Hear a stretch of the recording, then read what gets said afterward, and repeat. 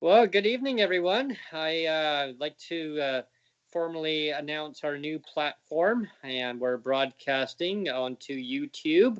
And this is our official launch on our new platform. And I'm actually really excited to announce our guest, our first guest of 2023, and that is Dan. Hi, Dan. Good evening, and thanks for joining me this evening.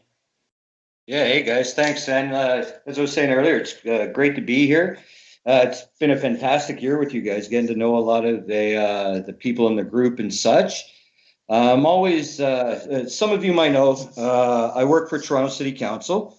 I'm an administrative assistant part-time, as well as sit on the board of directors for something here in Toronto, Ontario, called the Inner City Family Health Team. That's where we help people precariously housed who are homeless, and such in the downtown core. And yeah, I'm just happy to be here because what you guys are doing with the lived experience portion of it, I'm really looking forward to see how various, MLAs, MPPs, MPs react to it, because it's going to be individual stories, right? And that's what we need as a collective. Other than that, yeah, I'm just ready to go. Back to work tomorrow. Happy to be here with you guys tonight. So any questions you have, anything you want to talk about, here we go. It's fantastic, Dan, and it's such a great pleasure having you on the new platform. And we've had so many great discussions previously on previous shows. And I mean, one quick question that I have just to start off here is, I mean, I know that you have your own YouTube channel, and I really encourage everyone to check out Dan's YouTube channel, because it's full of information. Wow. I mean, I love your train travels there, Dan. I mean, those are fantastic, and the journey that you take us through, and it really brings a light to everyday adventures of what you go through and what you see. And it's so great to have that experience of watching your journey.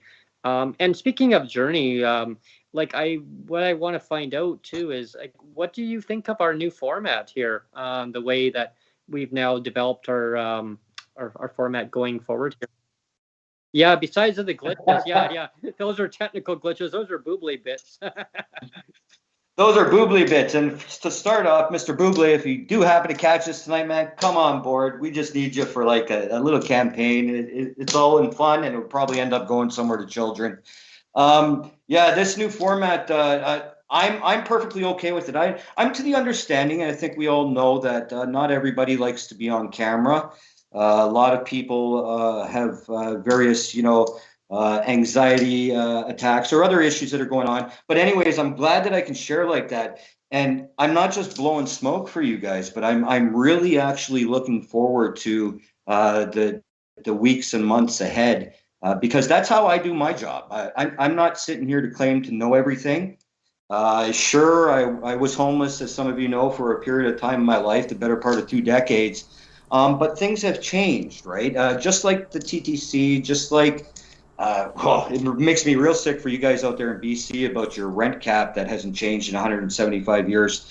But I mean, I think with this channel here, we're going to be able to properly get forth, like I said, different ideas, but it's not just that, it's the lived experience, because far too often the lived experience is delegated to our smaller groups.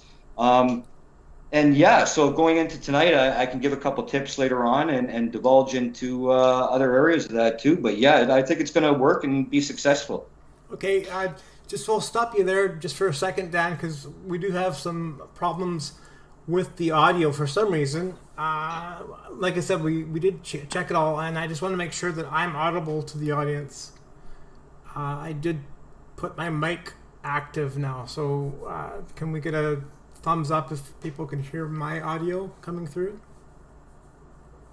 Yes, Neil, you are coming through. I did just check it. Okay, yeah, because for some reason the audio has all changed from the settings it was before, so I don't know why, but okay, so you carry on with the conversation.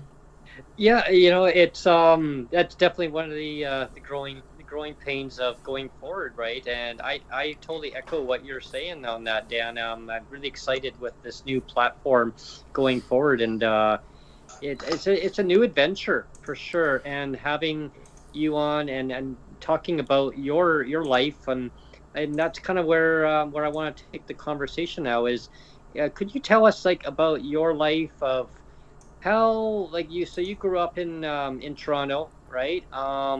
And so how was it when you grew up? What do you see then than what you see now in the community that you've grown up in, the changes that you've seen over the time? And just a little bit, just a little bit about your life experience and what you've gone through, and how you became involved in the city council. Yeah, it's actually life has been a weird thing for me. I'm 45 now, so my parents actually split when I was really young, about a year old. I started off my life at a couple months old with spinal meningitis. It's over the years, as I say, I identify as a Canadian with disability and an ally. Ironically, right now where I live is actually the place my family started living, when my parents split. So I have, and it just so happens to be what's known as the Little Jamaica area of Toronto. I was born at whatever that hospital is, at Bathurst and Dundas Street. I think it's Toronto Western. And I've lived here for most of my life, with the exception of a period of a month or two here or there. This particular area, it's starting to grow. It just so happens to be in an area that has been pretty much left neglected over the decades. We just had an establishment, I believe, that was around for approximately 50 years, just have to close down. And it happens to be smack dab in the middle of, I don't know if you guys have heard about it, but it's what's known as the Eglinton Crosstown, which is the biggest transit project in Toronto right now. They said it was supposed to be done last year. It was supposed to be done this year. Now they're talking about lawsuits and this and that. So God only knows. The area itself and the people is mainly family oriented. And at a very young age, my mother was actually a 32-year member of the Toronto Police Service as a civilian member. So growing up, even though I had some struggles, that was one of the Cadillacs that drove me towards wanting a life in the public. And it's genuinely to help. It's based upon all of my lived experience with regards to being in shelters, a period of my life when I was younger that I may have visited some provincial vacation spots. And it's taught me along the way that, right now in life, I just want to help. It's how can I explain it? It's how usually people do things and they want to better themselves, like within politics. They want to start at the city, go to the province, go to the feds. I don't want to do that, man. I live in Toronto. I'm not moving from Toronto. This is what I'm going to do for the rest of my life. And again, not blowing smoke to you guys, but I'm thoroughly encouraged. I had a rough patch about 2 years ago there. I actually walked away from Toronto City Council. And again, just by circumstance and just by being in the right place at the right time, I built that rapport back up in the relationships, and I'm hoping to spread that out to everybody I'm trying to help every day. That's totally awesome, Dan, that wanting to give back to the community in your way, that and that works so well. I mean, of the lived experience that you have and that you want to give back, and that really shows a lot. And that's what I find, having so many different guests on from previous and going forward, and and hearing about lived experience, and that's what it's about, because hearing what people go through in their life, because somebody could just look at them and say, oh yeah, that's, yeah, they know the whole the aspect about the person. Well, no, like they don't know the person until they talk to the person and really get that feel of who that person really is, and get to the core of how can we help in society going forward? How can we make that change and network with people and come together collaboratively or collectively, and as a group, as society, and make that change in a very constructive way. And it's such a pleasure having you on and talking about these important things. And I hope that so many more people will come forward too, and talk about these things, because it's so important. Well, I really hope they do, because like, for example, here, and I know you guys do great work out in BC too. I mean, there's you, there's Sonia, there's Neil, there's all the various people that have joined us in the groups, and across the country, right? Winnipeg, Calgary, and so as it pertains to here, particularly in Toronto, we have so many great advocates. The issue is that a lot of issues, especially social issues, have been left to the wayside for too long. And we just haven't been able, up until a little while ago, to come up with a collaborative way to do things, right? There's great advocates in the city, great groups in the city that help in various aspects. I think it just comes to a thing where we all just got to share, and most importantly, like, listen, right? Because if you're not listening and you're not sharing and you're not helping, what are you doing? If you're just yelling into the space and yelling into the air, like we can all do, right? Yeah. It's not going to accomplish anything, right? And I've even had to teach myself that lately. As some of you know, I might have a little bit of a potty mouth, but it's always not at people, it's with people. It's with the frustration, the anger, but now I've learned that, hey man, if you want to help, you got to chill your stuff down. You got to calm down, listen to people, and just share. Well, I always tell everybody that, I mean, everybody's got a different style, right? And the thing that bothers me all the time is you have some advocates out there that say, like, if you're not advocating in this one particular way, you're not advocating, and that just really bugs me. It's like, let's like laser focus, like the being an advocate, like, to a minute degree, and if you're not talking about the CRPD or whatever it is, or if you're not talking about food banks, or if you're not talking whatever it is, right, then they'll say, "Oh, you're not an advocate then, like, get off the stage," kind of thing. And that really bothers me, because there's so many different layers of advocacy, and there's so many different areas of advocacy, and to just be laser focused on one thing is it just bugs me, right? It just really, really bugs me. There's so many different approaches to on advocacy. Like, there's different opinions, right? Like, we can all, like, there's different things that we can agree on, different things that we don't agree on, right? But what's that saying? We can agree to disagree, or vice versa, right? And when somebody has an opinion on advocacy, it's like, fine, they can have their opinion, and then they leave it at that. You know what I mean? But I found too is that sometimes they would get into a big debates, and then nothing really gets done then, right? It's just kind of just goes right off the rails, right? And that kind of goes with different advocacy groups, right? They'll start attacking each other in certain ways, and then they say, well, why are we not accomplishing things? Well, because they have to collaboratively work together for a common purpose. Yeah, and I always use the metaphor of, like, we're all pushing the same rock up the hill, and we're all pulling on the same rope. We all want the same thing. So why are we fighting about it? We shouldn't be fighting about it if we all want to make our lives better. Like, just stop fighting about every little thing and say, you know what, you're doing the right you're doing a good advocacy job, and Dan's doing a good job, Brent's doing a good job, and all these other people, and you don't have to be, like, so opinionated about, well, this person sucks because they're not doing this or whatever, right? I don't know. I'm like David Goliath. Yeah. You know what I mean? Like, and that's the castle. You know what I mean? But No, I mean it's about equality, right? Too, and autonomy. Autonomy is it's huge, because people should have their their rights, their human rights of a dignified life, and when they don't have that dignified life, then what do we have? Like what do we have then?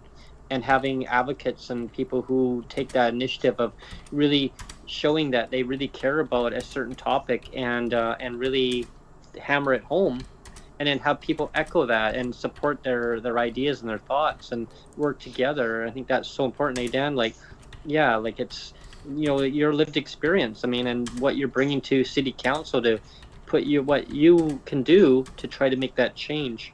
And yeah, it's so awesome. Well, I'm not one to brag, right? But I mean, this is my second time in 5 years that they've hired me, right? So if I was doing something wrong, I even though sometimes we disagree with politicians, sorry, most of the time, even though we go down that road sometimes, if I wasn't doing what it was expected of me, there's no way in hell I would be hired 2 times, and So I'll give you a quick example, right? And I hope I'm not going to start up a firestorm on this. But for example, the TTC lately here in Toronto, right? So I'll make the long story short. I'm a TTC rider every day. I travel on it like 2 hours a day is my travel, right? I'm not a big guy. Yeah, I trust me. I'm begging to work downtown because it's only 10 minutes away, right? But please, Paul. I was talking to a gentleman, and I'll use that term loosely because he called me a few names, but that's part of the game. But I was talking to a gentleman today. And all I did was strictly say, listen, what I put out a little survey, got like 11 votes, whatever, right? But all I said was, like, how do we fix the violence immediately right now? Not how do we blame it on such and such a group, not how do we yell at John Tory or Doug Ford, but how do we fix the violence immediately now? Because I got no problem standing up for myself. If I got to throw a punch, I'll throw a punch. It's that simple. But it shouldn't have to come to that point. Especially the 31-year-old young lady a little while ago that was probably just sitting there listening to her headphones or something. I wasn't on the train, so I don't. What do we do about that, right? This person went off into a 3-hour tangent about how I was an a-hole. I don't know anything about homelessness, even though I was homeless 20 years. I don't know anything about the city, even though I work for the city. I'm just a loser that doesn't want to support homeless people. That's, the word I want to use, but that's BS, right? I want to help everybody. And just because we're not all talking about the same things at once, it doesn't mean we can't finish one project, move on, finish, move on, finish, move. That's the way we got to do, because all these people that are saying things like they said like that, for example, to me today, what's gotten fixed over the past few decades? So we got to do something, right? And they're right.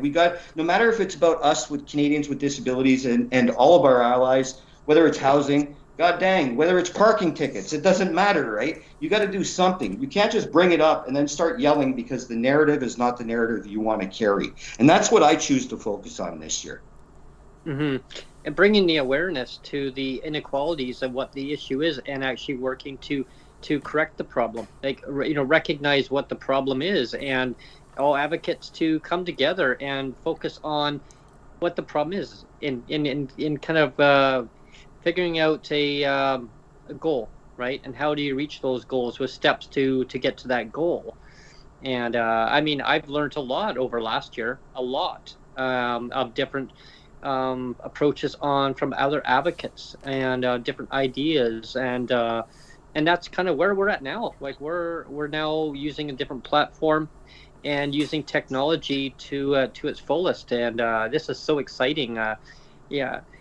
I'm really again, I'm not just blowing smoke up your keister, but I'm really looking forward to all the other conversations, right? Because for example, you guys know, and some of you know, my expertise is within Toronto and Ontario. I can do anything ad lib in Toronto and Ontario that you need. I'm a little sketchy on the federal stuff, so that's why I've been following you guys, and I've learned a hell of a lot about this stupid. I shouldn't call it stupid because it's not stupid. We need it. But the CDB thing, man, I've said to everybody all along that it's going to be something of an election issue. And we've fought and we've torn and we've clawed. And then what do we get? We got this. like just a white piece of paper, empty. blank, right? So empty, yeah.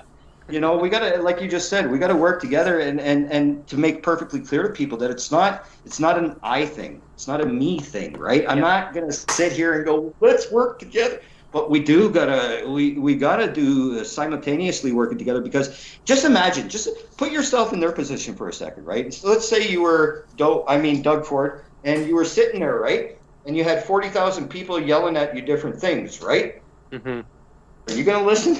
Yeah, no. yeah, exactly. Yeah. And that's the case, right? There's, there's the CDB, you know, there's DERB, and there's all these other ones, and yeah, it's, you know, from what I'm hearing, it's going to take a long time. I mean, and it's just unacceptable on how society, how they can say, well, yeah, we want people to contribute back into society. Okay, well, fix the problem. They know the solution. You know, and I'm not going to mention any previous guests I've had on, which I will have on in the future, but she gets it. She gets it. There's a book, Dan, and the book says exactly what they're going to do, but we need to now open that book up and actually get it. Yeah. And this is a little bit off topic, but it's kind of this, kind of the same thing. Like, you know, you were saying, Dan, about like, who's going to listen to a bunch of bitching and complaining, right? And that's part of the reason why, you know, I've kind of diversified the channel to have a lot of humor into it, right? And, is because you want to attract people with honey a little bit, right? Like one of the things I'm so proud about the channel is the Breaking with Brent segments. They're so funny. There's so much humor in those, and I love them. And I think there's not enough people that are watching them, right? And there's about 12 or 14 of those now, and they're really great. Yep. And so not only are they funny though, they prove a really strong advocacy message too, and you know, and that's the way you're going to win people over. You're not going to win people over by bitching and complaining. You're going to see all those Breaking with Brents are kind of like a slice of life. We talk about lived experience, right? We're highlighting lived experience. And even when I do those crazy food reviews with my son and we do gaming sessions and stuff, that's slice of life stuff too, right? I mean, I'm just putting my life out there and showing that I'm just a regular dude with a son, and it's like slice of life lived experience, and that's what your Breaking with Brent stuff is too. It's you know, lived experience, slice of life stuff, and people need to see that. They don't need to see always like bitching and complaining. They need to see like a balanced view of everything, like the whole 100% like well-rounded life of a person with a disability, right? Yours and mine, and something that's brought through in Dan's videos as well, right? When he shares parts of the city of Toronto when you're out and about, Dan. Well, see, I actually, to be honest with you, I'm going to be straight with you. I actually started doing those train things, and if you notice, I never I try not to put people on there, right? Because that's a privacy thing, and they deserve that. Mm-hmm. But it was actually out of you know, thoughts maybe that like, hey man, maybe I got to videotape myself for the last time, because like I said, I'll be honest with you, right? I'm only 5'10", maybe 200 pounds, right? I could defend myself if I had to, but I shouldn't have to, right? Mm-hmm. And it just so happened to be within that timeline. And to everybody out there, I just want to point out two things. One, I'm not the first one to swear on this show, so haha.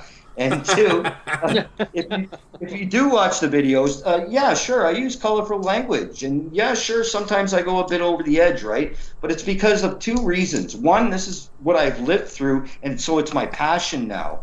But number two, over the years, I've been able to build those relationships, whether it be with advocates, people on the streets, people I work with on the board, or people I work with even at City Hall. And even though people don't want to hear that stuff, it's not. Do you think it's I don't know, Councillor Ainsley or Councillor Cole here in my area that's making the decisions? No, it's the people that are working behind the scenes. Long story short, the way City, and I want you guys to check out TTC Riders tonight. And also, there was an individual, I'll get your name later. But what they were doing today is what I've been telling you guys for about the past 6 months. And when it comes to municipal politics and the things that affect us people with disabilities, such as housing or OW, what have, give a deputation at your local city council or MLA like Brent does all the time, like Sonia does, like Neil has, like Jeff has, and everybody else that has, and do that. Like this lady on TTC Riders put out the dates of all the upcoming meetings this week, and that's what people do, because you know what happens? You go to committee. This is for the people in Toronto. I'm sure it might work similar, but you go to committee. People speak. You get 3 to 5 minutes to speak, depending on the amount of speakers. Then the councillors that make up that committee are the ones that put forward motions to be approved at council. So if you don't go speak, guess what they're putting through? Whatever they want. So that's what I would contribute to say, like, hey, yeah, go do that, because my life was just it was something off the walls. I mean, if you want to get to it in a bit, we can. But I mean, I have a total of a grade 8 at graduation. I have 3 credits in high school, so I basically have no high school. I'm self-taught on politics. Nobody taught me. When I was homeless, one of the places I used to go to keep warm was City Hall. And somehow, through all the 6 packs of beers, I didn't drink those days inside City Hall. But I retained some of that knowledge, right? Say that again? Too late to cancel another bag. Yeah. I don't care. I already got a pink card. They can't fire me for what I did 20 years ago. No. Yeah, and with respect, I would, all joking aside, I would tell people, like, behave yourself when you're there too, right? Because it's the same thing. If you just stand up and yell, sometimes there's protests, and protests are needed. Okay, I'm all for a good protest. But if it's to circle around, like, say, the mayor's office and have a sing-song and tell everybody, like, and then just walk away, like, what's going to happen? Nothing. So do your way. Find one issue. Start at the beginning. Start low. Find one issue. Work on one issue. I don't care if it's saving rabbits from getting hit by cars, like, whatever, right? Find one issue and work on it. My issues happen to be what I've lived through, and that's homelessness, housing, and also contributing back to the society. Like, part of my job, as I don't know if I mentioned in this go-around or not, but part of my job is also to go directly to the residents. So all these residents that say politicians only come around at election time, I know that that's 90% truth, right? But in this particular scenario where I work out in Scarborough, that's not the truth. We're out there twice a week to various addresses. I think it's over 250 addresses that I take care of. So anybody that would like to say, I don't know what I'm doing, or I shouldn't be, like, if you want to talk about it, I love discussion. I just don't like, I get calls at work every day, right? Well, what do you know? You're just a government worker answering the, well, I don't know, because I used to live in your building. Like, what do you mean? So it's just, yeah, everybody just take, I wouldn't say take baby steps, but take a long look. Take 10 minutes tonight, for example, and just look at your wall. And just say, wait, what do I want to do with my life? My connection to this group and what they want to accomplish and how I want to contribute. What do I want to do with my life? And then boom, because I'm not going to sit here and tell anybody what to do, what not to do, because I've done and not done everything in the world, right? So it's just finding that niche, finding what you're good at, and just go with it full force, like you guys are doing here with this channel. Oh, totally. Yeah, that's awesome, Dan. And I mean, around here, I could count how many deer keep walking up and down through our lawn, trying to cross the road, and went right in front of a bus. You watch the bus driver stop the bus, and he's like, "Hey, come on!" That could be someone's passion, but as a metaphor, that's like a Breaking with Brent segment. Who knows? Maybe I might do that, right? But those are the comical things. Those are like life experiences, like things that I come across, and then I turn them into a comedy thing, but they're serious things, like exactly what Neil mentioned about going through a grocery store, looking at comparing like food banks, saying, well, yeah, like this is something that a person should be able to buy, but they can't afford that. Well, why? So now you look at the inequalities. I've read a couple of things. Hey, the manager's like, hey, what are you doing here? But then I get their permission saying, hey, like, I'm recording. Is it okay? Yeah, no, it's all good, as long as you don't get any of us in the footage, unless they want to be in it. And I be very careful on that, right? Because some people do not want to be filmed. So that's a lived experience also for me when I do the footage, but I make it comical. Because I try to bring the situation to to top of hand, right? Step in a big giant puddle. Whoa! I call them your Rick Mercer style segments. I looked at the one aspect of a big giant snow pile, and I'm thinking, okay, like, why is the city not removing all the snow? And right away, to me, I thought right away was an accessibility issue, and I thought, you know what, I'm going to turn this into a comedy, but at the same time, it is a serious situation. And the bus driver looking at me, he realized what I was doing. And he said, yeah, like, I saw him again just the other day. And he says, hey, I saw you recording. How did that turn out? I go, well, it turned out, the snow melted, where the city didn't have to come by and clean it up, right? He goes, we must do better. And that was the response I got, you guys, was, we must do better. And I go, right, but it shouldn't have taken me to do a segment. And apparently, I guess they must have got a hold of that. So that was interesting to hear that part. I thought, oh, so bringing the awareness of the inequalities again, and that's my contribution to the community. And yes, bring it to city council, definitely, Dan. And go to some of the committee meetings and bring it to their attention.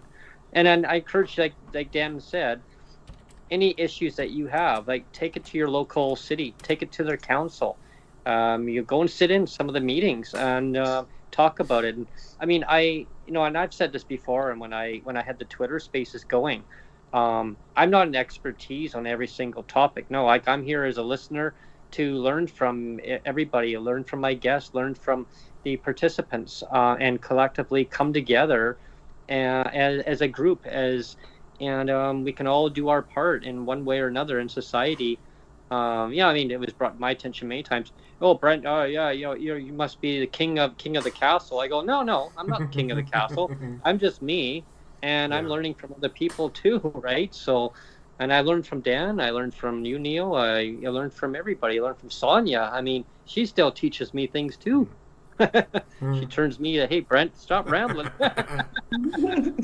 I'm going to turn the camera off now. Yeah. But it's so important, Dan, to, hear different things coming from you, like when it comes to transit too. That's one of my my passions is improved transit service too in communities across the country. What's your view on that, actually? Since I'm on that topic about accessibility.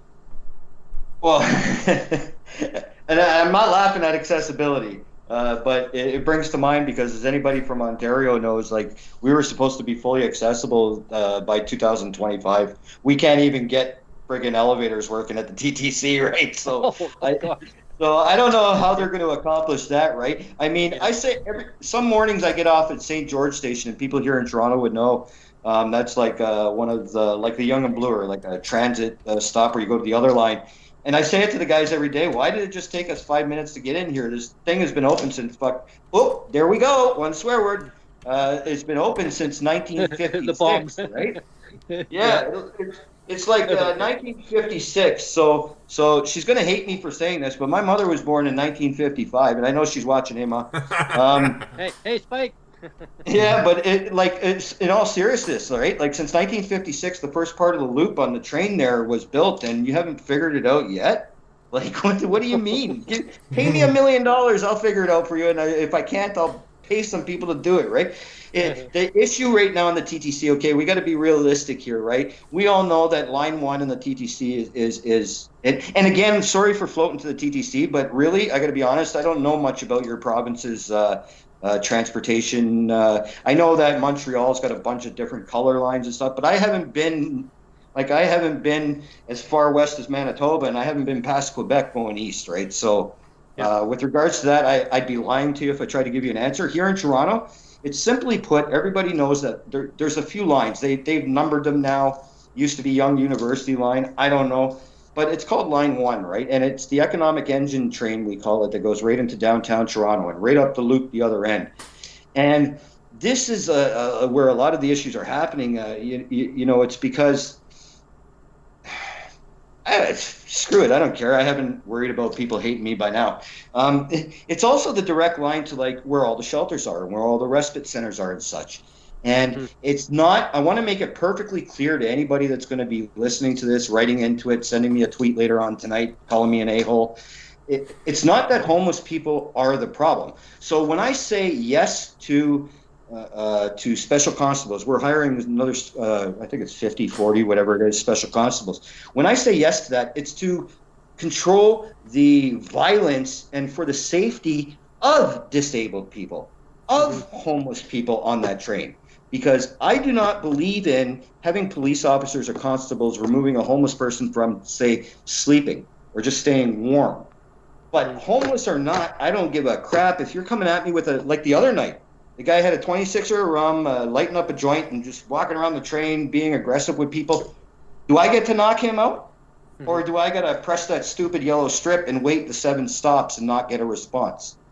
So these are the issues we're facing now, right? And somebody said it today, I'm not sure who it was, but it's not a homeless thing. It's not this, that. It's a mental health issues that have been left to go on so long. Who the hell walks up to a 31-year-old at Hyde Park Station, and God rest her soul, sorry to the family, but who walks up to somebody like that and just stabs him for no reason? We had an incident a few months ago that a lady was lit on fire on a bus and she died. Who does that? That's crazy. Not homeless people. Yeah. People that need some help. People that need some serious help, and it's been let go too long. So as you said plenty of times, work together and such, right? Absolutely. And, the system, it's a systemic issue for sure, right? And it's just been neglected. I found that in a lot of cities across the country, after doing some research in it, and it's kind of it's like a rhythm across, right? And it's a repetitive situation where it's echoing across saying, oh, well, it's not our jurisdiction. What they used to do once upon a time, Dan, is Greyhound, when they had Greyhound running, so they would ship them from Greyhound. Well, hey, we don't want to deal with it here. It's not our problem. Let's just ship them out to BC. They would ship them out to BC, a one-way ticket, and then drop them off in Vancouver going, okay, you can deal with it. And people are like, well, we'll make it a better way of life for you. Well, they didn't. They stick them in a single room occupancy, and those things are so decrepit that they need to be torn down, some of these things. And when we had a heat wave out here, even the mayor at the time, which the mayor, no offense, to him, it could have been done under his watch, but he even admitted that he could not live in there. He couldn't even go in there. He went there for like not even 5 minutes, and he says, I don't know how people can live in this situation. And it was so hot, like it was like beyond probably over 40 degrees. And then they wonder why people are living on the streets. They interviewed them and they said, why are you on the street? Well, I feel more safe on the street than I do living in my residency. And so there's a problem where I was just watching on the news earlier today, and they were showing, Sorry, I was just going to say, I was just going to break in and say it's like when they used to do that MLA welfare challenge, right? Right. And there was a few MLAs that did it for quite a few years, and now they actually said it's far too dangerous to even try it now. They said you'll starve yourself. Don't even do it. Doing it. And I mean, if that's not proof in the pudding right there, it's like, we got a serious problem then, right? And I mean, they show the deplorable conditions, and I'm just beyond. I was just like, anyway, I won't even say, but yeah, I saw that and I thought, wow, like we really, as a country, we really got to fix these problems, because it's not going to go away. They can build housing, right? And I'm quite a housing advocate for that, but sure, we can build the housing, but are they really making it truly affordable housing? Sure, they can make subsidized housing, and there's a market housing. Well, the corporate sector, they're monopolizing all the market housing, right? They're buying them all up. In my view, some people would disagree with me. I think people should be able to live where they want to live in the kind of housing that they want to live in. But the problem is that, and I have nothing against the government, right? And I mean, any government official watching this, look, I have no problem you guys building subsidized housing. I really don't. But people still should be able to live where they want to live, and just make some kind of arrangements with the corporate landlords. I mean, so people can still stay in the housing that they're in, rather than saying, oh, you want housing? Well, okay, go over to subsidized housing. Right? I mean, it works for seniors. Seniors can live wherever they want in the kind of housing. They just get a subsidized amount. So Yeah, I don't know. Like, I don't have I'm not in the expertise where I have the right answer to it, but I know that it can be extended over for seniors into housing. And you know, I wanted your view on that. Like, yeah, so say you were a senior and you were told, hey, so we got housing, right? You want to live in this kind of housing, like government housing, or you want to live in the housing that you want, where you grew up? Say you grew up for 50 years in that same house, and you want to keep living in that house, or you want to be shipped off to some house because the government says, well, we got this housing here, and that's what we have, or you say, I want to sit in my goddamn house. I'm not moving nowhere. See, it's kind of difficult for me to react because again, I don't want anybody throwing eggs at your YouTube channel. But no, but I personally, yeah. So for me personally, for example, right, like I live in housing right now. I live in Toronto community housing. I pay what I'm supposed to pay rent. It's 33% of your income. And unless I earn another $3,000, $4,000 a month, my ass is staying right here until the day I die. My apartment is already outfitted with pull bars. My apartment is flat so that one day if I end up in a wheelchair, I don't have to worry about anything because it's all flat right in, no stairs, no nothing, right? Yeah. And get this, I'm 45. It's a seniors building. So I mean, there, yeah. Gold, right? How did you scoop that?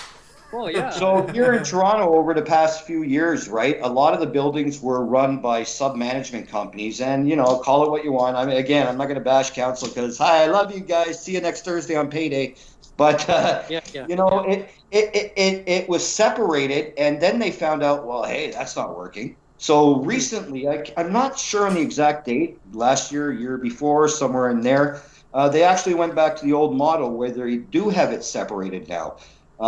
So I'm already established here. I've been here 3 years. Like I said, if I win the lottery, I'll move. But when council, and especially Mayor Tory, who, you know, when he makes his announcements and states affordable housing, that's not for me. That's not for you. That's not for anybody else that's disabled, that's seniors, anything. Here in Toronto, it's $2,400 a month.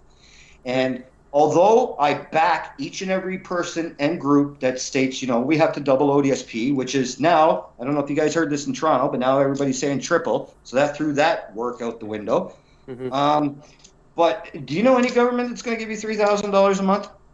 I don't think so, right? So what are we talking about here? Do we got to start talking about a universal rent? Do we got to start talking about breaks for people that will rent to people on ODSP? Like, we got to start talking about something else, because by the time we get to the point, because I would love nothing more than what you said, Brent. Everybody to go live everywhere, anywhere you want. You're human. That's what you should be able to do, right? Unfortunately, that's not the way it's going to work. But when I ask people for solutions, like, for example, all this TTC stuff today and some disabilities issues I was working on a couple ramp issues with some businesses and stuff.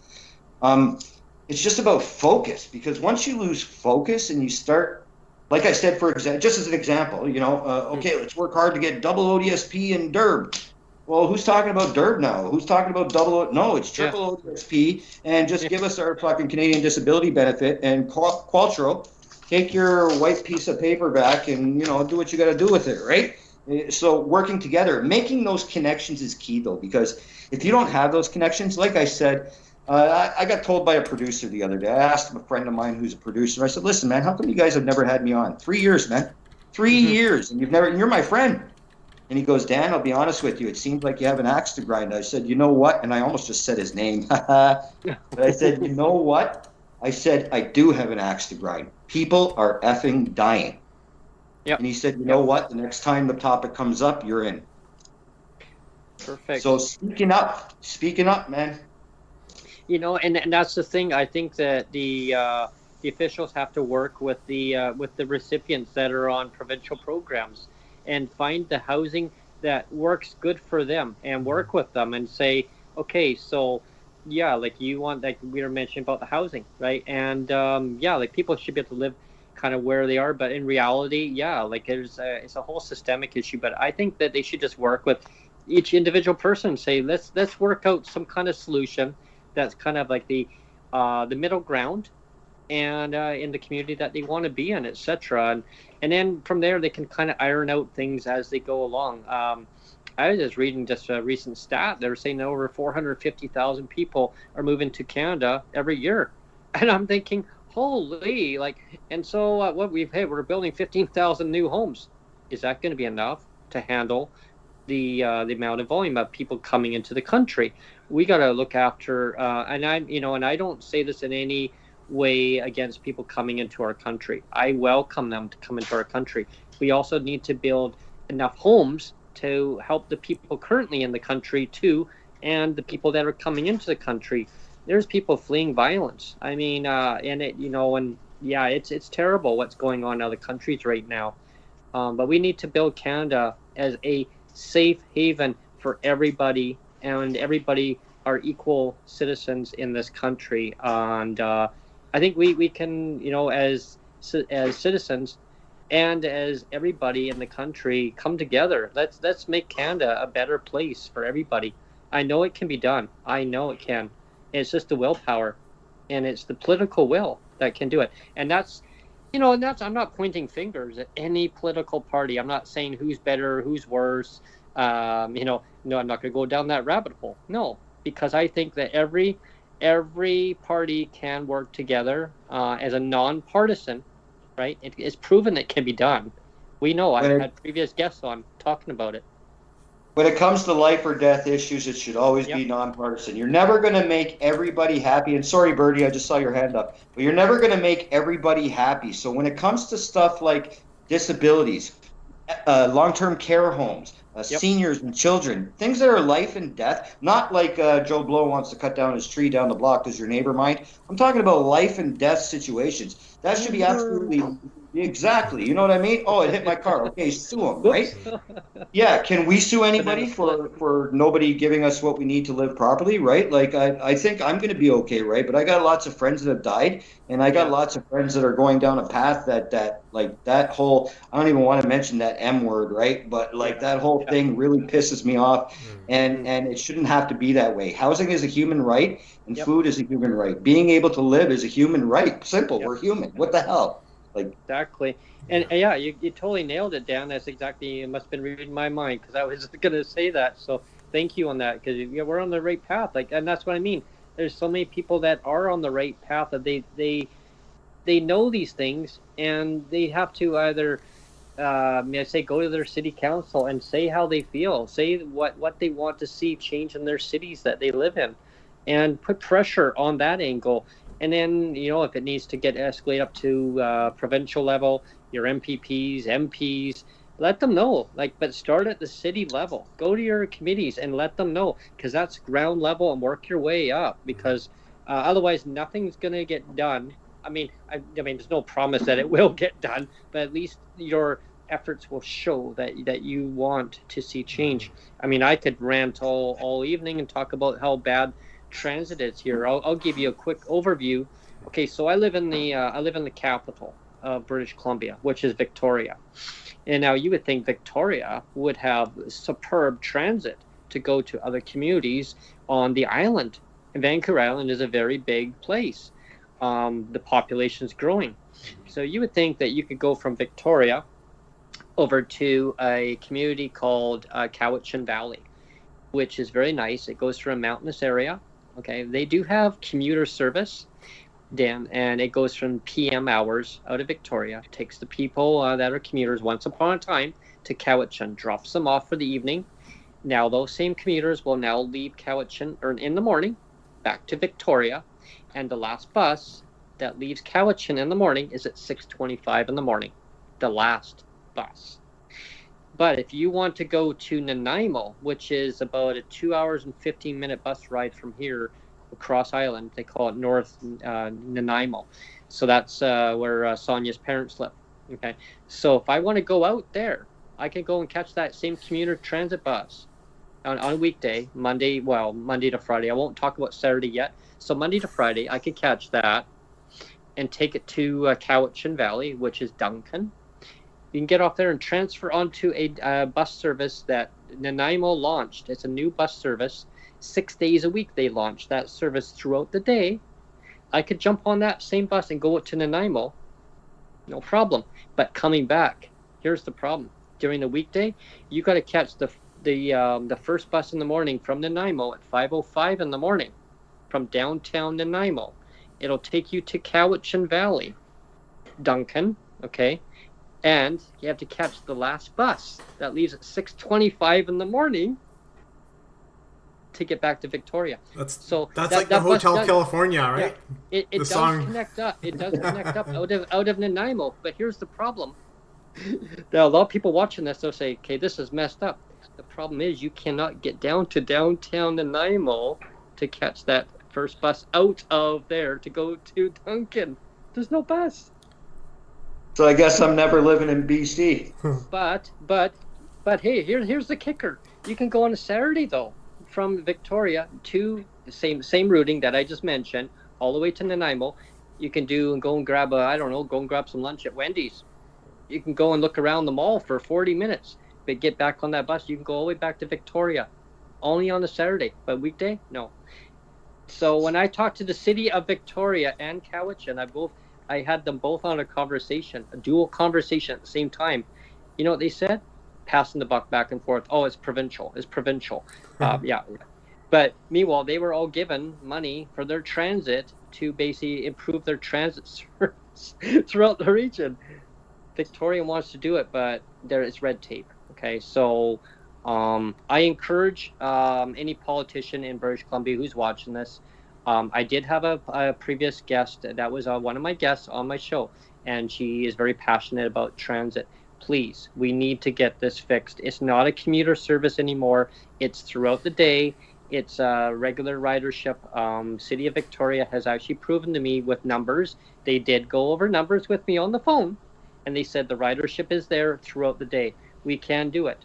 Our local bus line has now ceased operation until May because low ridership. 95% of the ridership dropped off during the pandemic, and they've never got those passengers back. And they're going to be reevaluating it in May, but they said it's only going to be seasonal service, and they're pleading with the provincial government to get service back up. They took over when Greyhound ceased to operate their service. They were given a grant back in March. It expired, and nothing's been done since. So they kept things going, and they just said they can't run a service. So that's my rant about transit. So inequalities, accessibility, it needs to be changed. We have some questions from the floor now, Brent. Sure. Yeah, that'd be great. One of the questions... Are you ready, Dan? Depends on who it is. Yeah, well, one of the questions we had was from Maxwell, and he was wanting to know. Question was for Dan. Dan, how did you come to meet both Brent and myself? You know what? I think what was it? You guys did January, so that would have been January last. It was through my time that I was taking a little break from city council there. I was off from them from August 2020 until November of this year, 2 months ago, whatever. And I guess I was just cruising through rooms. I can't remember if it was through a friend or not, but probably not. Like, I'm not big, believe it or not, I'm not big on those rooms. I don't really like talking a lot, believe it or not. But yeah, it was Twitter Space though, right? Was it Twitter Space or something else? Sorry? Was it Twitter Space or something else?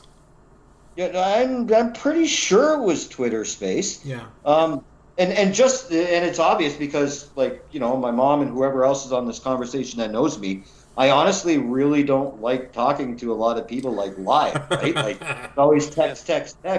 So the fact that you guys engaged me like that, especially somebody like me, is like, okay, this is cool. I can learn a couple things here, right? And then we started to branch out and meet people from our own areas too, right? And so it was just, yeah, I'm pretty sure that was the way through Twitter Space.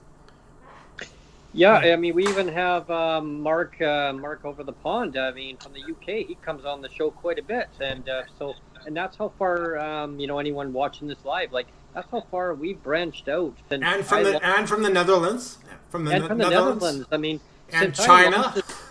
Yeah, and from China. Yeah, exactly. I've had actually guests from China. That was a doozy. Yeah, I remember that one, Neil. That was a 6:00 a.m. Call that we did that one morning. That was an early one. that was my earliest. I think the first one I did with you guys, I probably stayed up till like 4 a.m. Eastern, and then you guys started again at 6, and I'm going, what? Dude, come on, stop this, man, stop it, man. But it's obviously it's worked out, right?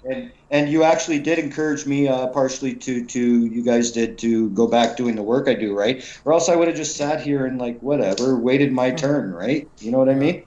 Well, that's why I had to have the cactus juice here, right? First thing in the morning. You like that mug? Yeah, I mean that's great, eh? With the eggnog. Gotta have the eggnog. Eggnog. Just not the oak nog. Yeah. And also too, just for like because I can't see the other screens or anything, but I'll see it when I review it later, right? Like if there is any politicians on here, right? And I might have called you a few not so nice names over the past couple of years. You got to understand it's the frustration, as we all are. We're frustrated, right?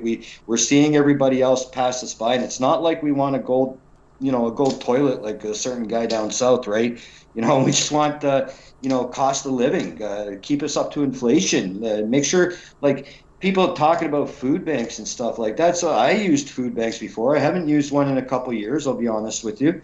But I did use them quite regularly for a good 7-8 years of my life. I mean, people just see a person that works at city council and they think that my mouth is loud and that I think my crap don't stink and stuff. And sometimes that's true, right? But for the most part, I genuinely want to help. Do you think I would have gone back there for all the headaches if I didn't want to help? It's a good job, but it's not like I'm not a millionaire or anything. So I'm not going back for the 15 minutes. I'm not going back for the ritzy things. And as we were saying, to the politicians, any of them that are listening, and even some media that I've talked to over the past week or so, it's not about me. It's about us.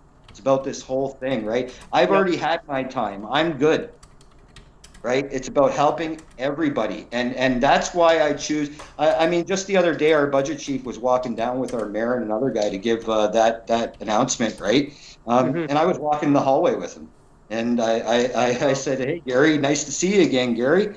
And he said, yeah, nice to see you, Dan. What are you doing here? And I go, well, I have a pink card. I work here, right? Like, he goes, oh, you back? Ha, ha, ha. And then he went on to do his press conference, right? But it's that quick connection, right? Like I'm, just as an example, I'm not a good buddy of his. Hi, how you doing, sir? He just happens to be the budget chief in our city. Why not make that connection?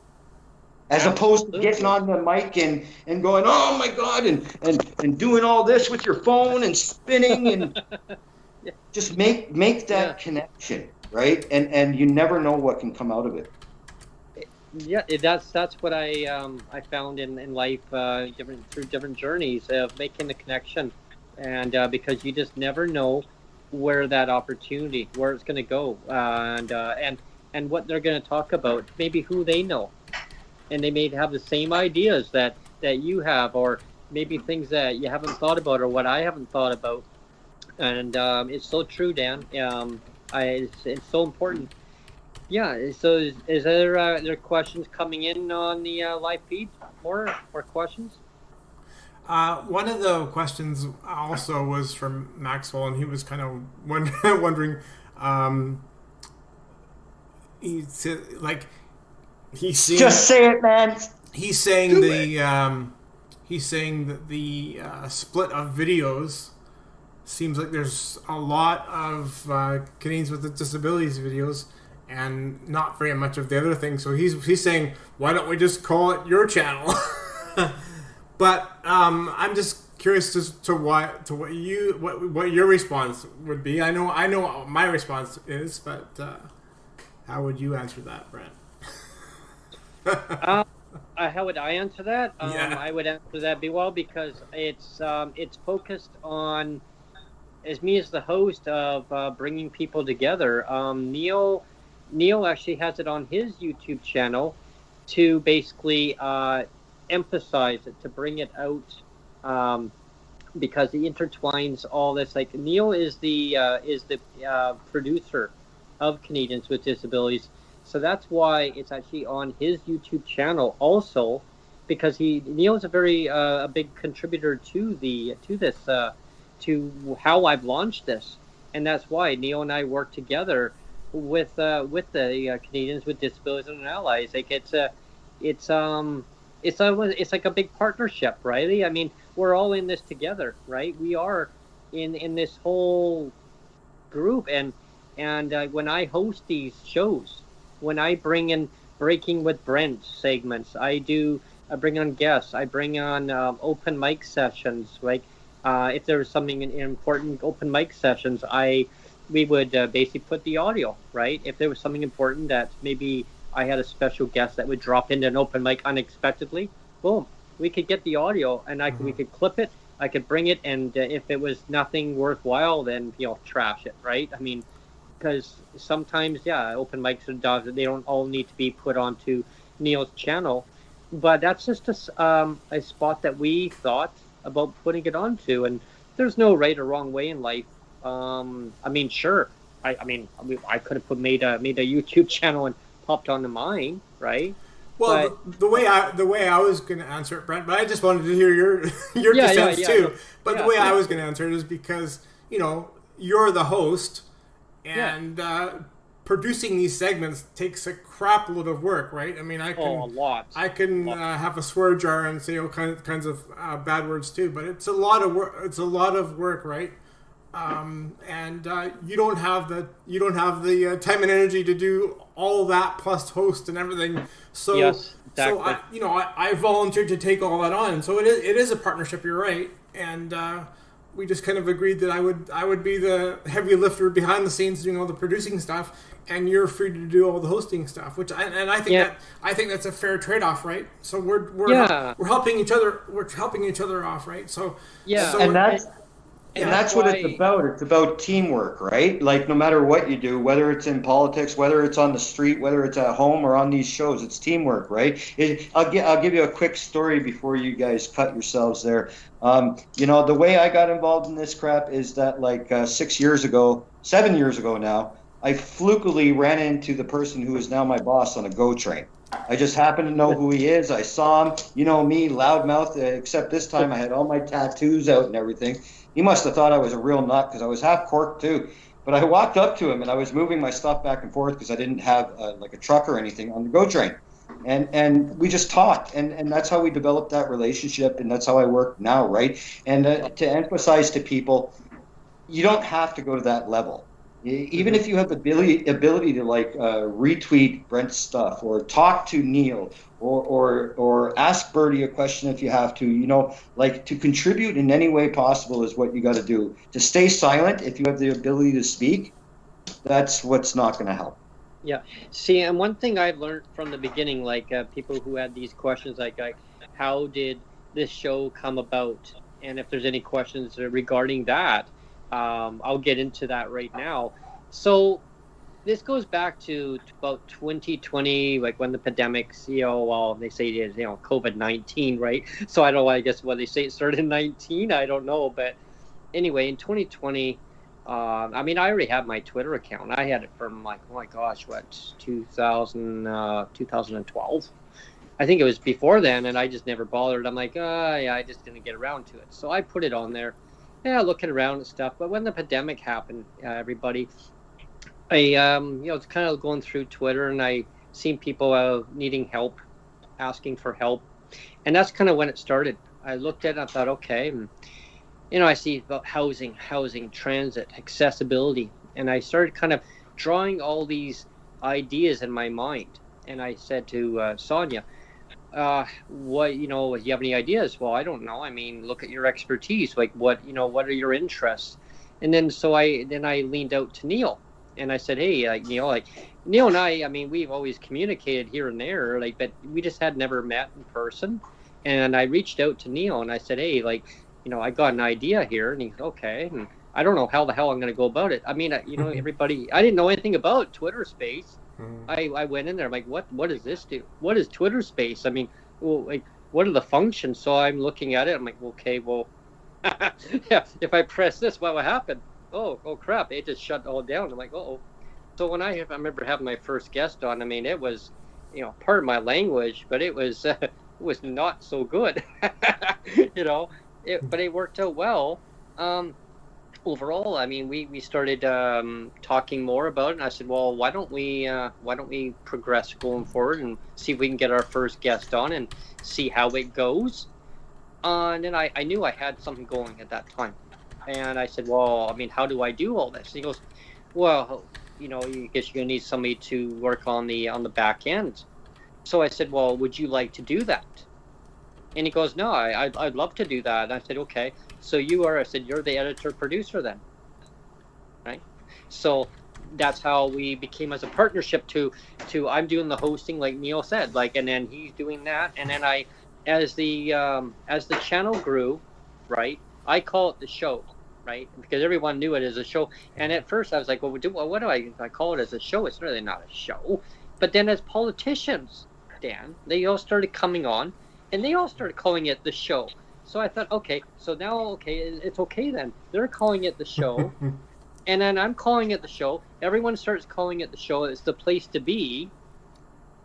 But as time went on, Twitter Space, the connectivity issues. It became a connectivity issue. Like people logging off. Like I was connecting, disconnecting, connecting, and that's further down the line. But I required more administration help beyond Neil, and that's how Evil Flightless Birdie came into the picture, where I reached out and I said, I need a secretary now, I need some more administration. So she said, okay, well, I'll do what I can do, and so now we tie it all together. As it grows even more, I'm sure there's probably going to be more opportunity for other people. For advocacy wise to join on with us, and we can explore all that stuff down the road, but I just want people to understand that that's kind of where things are at now, and we found overall to branch this off to a new platform to enhance technology going forward. I can say that, Neil, I'm excited that we're going to have a dialer system where people are going to be able to dial in. I wasn't going to say that now, but I'm going to say it. Is that we actually just had a question about that, Brent? So it was perfect timing about where you guys are seeing things going. Again, the show has been on YouTube regularly, but yes, it's always gone to YouTube, everybody, and I must have been reading the person's mind because, and that shows you how in tune I am with what I perceive what people want. They want to be able to communicate in. So I actually talked to a provider just the other day, FYI, and it can be done. It'd be very simplified, and the cost is low. And I said, as long as I don't make outgoing calls on that line, I'm actually good to go. It's unlimited incoming calls around the world. So I can have unlimited incoming calls. You're only allowed 100 calls outgoing, Brent. I go, oh, okay, well, that's fine. I can use my regular phone line and make outgoing calls because I get unlimited incoming outgoing. And so I can do it for $15 a month, $15 a month plus tax. And then Brent says if he gets really popular, he'll have a bank of 8 phones. Yeah. We're just joking about this. Imagine that. But here's the question: is how would I tie that in? Say I had 8 lines all lined up, and that would be in a sense, Dan. Here, this is a good quiz for you. So 8 lines. Imagine I had eight cell phones lined up. Okay. So in a sense, they all have call waiting. So now you got 16 lines in a sense. Okay. Oh. Yeah. Oh, there he is. Yeah. Okay. So what I'm thinking, okay, if it came down to that in the popularity, it grew, the demand became greater. So the one line calling in, I would have to figure out is one center number and then have it default off to each line. I think that's how that would work. Yeah, and then have it call forwarded over. So yeah, that'd be interesting, but. The other way you get the word of mouth out too, and I'll just do it now before you get going there, is and I won't mention their names right now, but I'll you know me when I get off here, what's happening. Each and every politician and each and every advocate across the whole damn country, not just here in Toronto, in BC, in Calgary, in none of it, I don't care. get a hold of these people, because I'm not a paid spokesperson. I'm not the first on here because I'm a god or anything. It's just the lived experiences that you guys are going to be hearing over the next few months and hopefully years to come with you guys. You know, it's going to be so valuable in helping. This is the key, getting solutions. If you just want to yell, then go out and yell. I'll come join you one Saturday with a beer or something. But if you want actual solutions, get a hold of your city councilor, your MLA, whoever, and pay attention to this show. And who knows, reach out and ask to give your lived experience if you want to, because that's the only way we're all going to learn and be able to work together. Absolutely. Absolutely.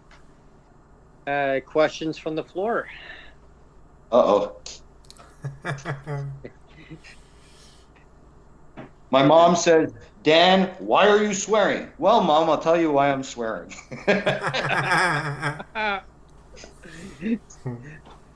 Effective communication, Dan. It's effective communication. Sometimes. At the right time, the right place. Exactly.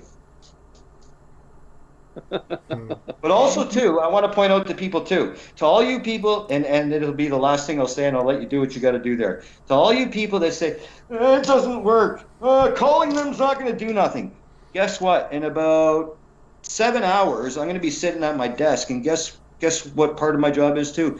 Hello, how can I help you? Counselor's office. Oh, you're a beep, beep, beep, beep. I almost have to have a sensor on my phone. You know what I mean? Yeah. But that's what I want. I want people to reach out. I want you to help effect change. And if that means by reaching out and appearing on this show, please do it, because I can't wait to hear the stories. And maybe a lot of people don't know this about me either, but I actually also worked as a public servant for the BC government for about 8 years. So that was fun. I started out with the BC Ministry of Environment. And then I moved. Oh, cool. I did that for about 6 or 7 years, and I moved over and I did the Ministry of Transportation for about 2 years. And here in Ontario, we're screwed. Like, I can't really help a lot with the disability issues, not because of where I work or anything. It's just because of the simple fact that my MPP happens to be that crazy person that went on at the Ontario legislature and made fun of disabled people, right? Mm-hmm. So I'm not one of these people. I'm not going to go waste my time with somebody that's sitting there going, oh, these people screaming, and she's making fun of disabled people. Like, you know, why am I going to waste my time? And then on top of that, my federal guy is Marco Mendocino. So what am I going to do? And you know, people that want to know a little bit about what I've done for advocacy and like my learning from way back. I actually worked for the BC Ministry of Education, and I worked in a library. I worked in their library section, and I had to actually go through and alphabeticize to go through reading material. I had to go through audio tapes. It was actually very interesting, audio tapes of the actual books that people who maybe they couldn't really read, and they would just listen. They had all sorts of stuff. It was all mixed up, and I had to go through every single author, alphabeticize it all, and it was very time consuming. But I actually had spent a lot of time while I'm doing that, and I was just left alone. You go and do all this. I actually was so fast and for a while, but then the stuff was getting all mixed up. But I had go through and I got to read a lot of the stuff, and so I got to read about accessibility, and kind of educate myself on learning a lot of different things. So kind of a little bit of the insight on accessibility wise and reading material, and it actually helped me as for myself as growth also, at the same time as I knew that I wanted to do something advocating going forward. I just at that time I didn't know what. I had gone to college. I had taken business administration. I took accounting. Accounting was really good for me, but I couldn't really excel too far. It was a lot of numbers, small print. So, but I was good at a lot of it. A lot of business courses, economics 101, how the economy works, transportation, tourism and transportation sector. I excelled in the tourism sector. Didn't excel on the test so well. So, unfortunately, that was one of my downfalls. One of them was a transportation sector where it was intermodal. I did really well with it, practical. Academically, unfortunately, no, I didn't do so well. It was more of a retaining that information, and I was not able to succeed in that. And I was, but for me, it was a learning curve. It was more okay. I learned this, Brent. Move on. It was a real down for me for a while, Dan. Like I thought, okay, like I'm a failure. And I sat down with the instructor, and they said, Brent, this is just not your knack. I said, yeah, but so I got all my money back from tuition, right? But I thought, okay, there must be something. And so I had a lot of meetings, and they said, you have a lot of what you want to give back. You want to have a lot. So I took more about a business administration and learning, and a course about learning about myself, and giving like a videography of myself in front of a class. So I took a class on that and learned about photo shooting, looking at the camera, having confidence in yourself, and looking at the camera, and then having the class looking back at it and analyzing who are you, and grading. And they're like, Brent, yeah, just look at the camera, and just like look straight ahead and be confident in what you want to say. And as years went on, I actually then did some public speaking, and I thought, no, I can't do this. And I thought, and my inner mind said, Brent, you can do this. You've learned this in college. You learned that you can just be yourself. People are going to respect you and like you for who you are, because you are who you are. And it always helped me go forward, because the instructor told me, you're going to find that in life going forward. There are going to be people that are going to say, no. But there's going to be a lot of people, in majority, are going to say, yeah, I believe who you are. You need to go forward. So I'm going to give you an example. Imagine, Dan, I had 10 cameras in front of me from the TV stations, radio stations, all stuck right there. Cameras pointing like microphones, all like spotlights everywhere. And I'm on the news live at a legislature, sitting with our finance minister at the time in a meeting, and the reporters and everything else. And I was like, oh my God. And I thought, okay, Brent, you got to just be calm, say what you need to say. And I did. I said it, and they said, Brent, just don't blow up, don't curse, don't, as much as you may want to get upset and just say it. I said, don't, and I didn't, because they were all watching me, and they respected me for that. And now, going forward, I actually stay in contact with some of them. And those same people were opposition in government. Now they're in power in government, and some of them have crossed floors. They still stay in contact with me. Isn't that funny, how it works? Well, that's the way you do it.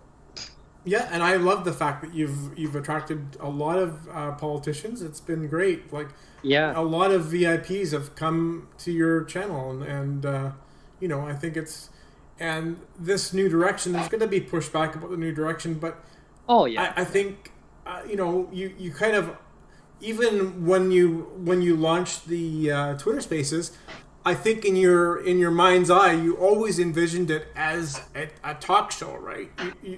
I did. That's what it was. It was always a talk show format, always. And so now we're just kind of pushing it further in that direction, right? So we're not really changing anything. We're just making it more of the reality of what you wanted it to begin with. Yeah, exactly. And I remember, and I can say it because, I had the guest on twice. Our former minister, Neil, and there's things that he still can't talk about, right? But him and I would be at odds, right? I'd be sitting in meetings with him, and I can't do that. Because why? Because the government would let him do it. He was frustrated. He wanted to make change, and that's his advocacy. We taught, Sonia and myself, we taught him, Dan and Neil and everybody else watching this.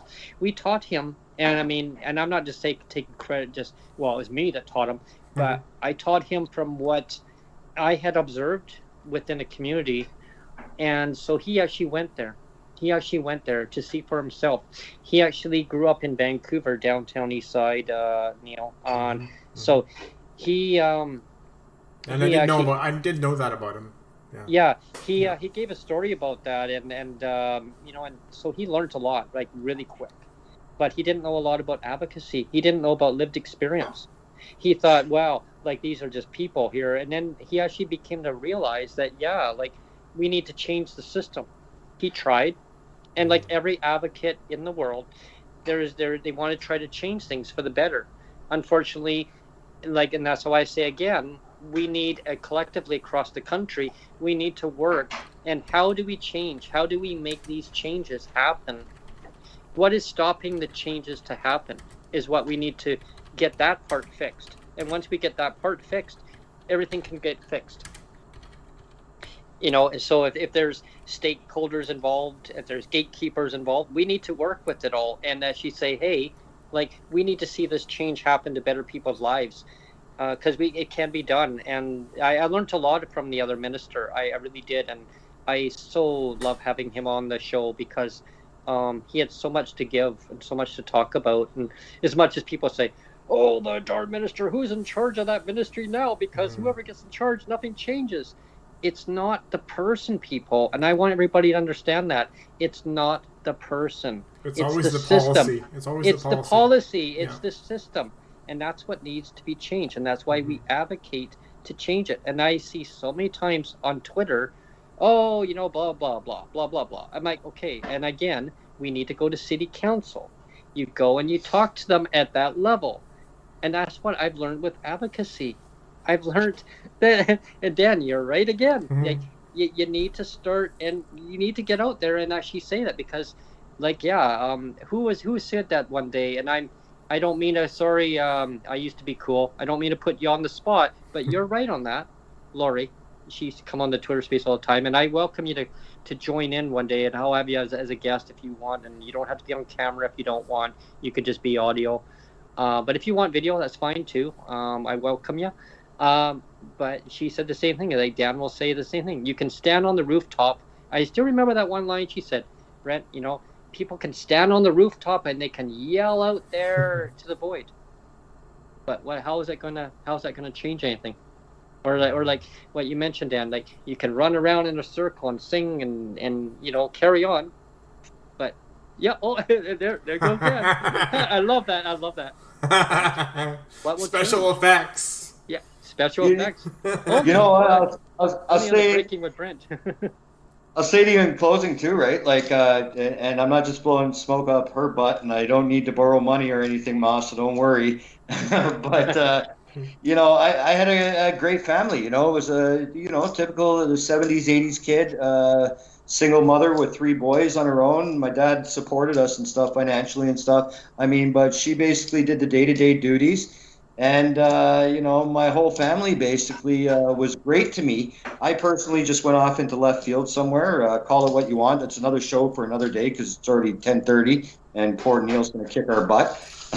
But yeah, it's the way I get things done, right? Like just reach out, speak out, and talk the truth. Don't fight with each other. Reach out, speak out, talk the truth. And like Brent said, contact him and join in on the show. And each and every person listening to that has listened and such, thanks.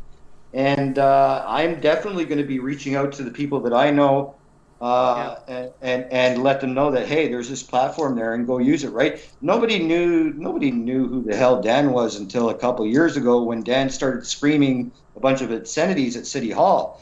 And then even just up until last March, I actually went to City Hall. You can find it online somewhere. I think it was March 25th, but I went to City Hall, gave a deputation.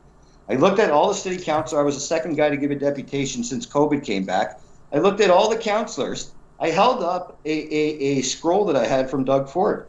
Mm-hmm. And I said, do you guys want proof that, I don't remember the words, but something like, you guys want proof that somebody wants to do something? I ripped it up in 4 pieces and shot it in the garbage can at City Hall. Not a single one of them opened their mouth to me because I was acting like a jack. Like a jack a guy, a donkey. Yeah. 6-7 months later, where am I? So anything's possible. Just reach out for anything you have to do, and never give up. Because if a 45-year-old dude that has never, I hate to do this because people hate when I do it, but it's just so that people can get the reality of it, right? I was an effing loser before. I did everything bad under the sun except for like murder and other bad things that I won't mention. But like my stuff was all due to addiction, right? I would steal to feed my addiction, and it's not excuses, it's just giving you the reality.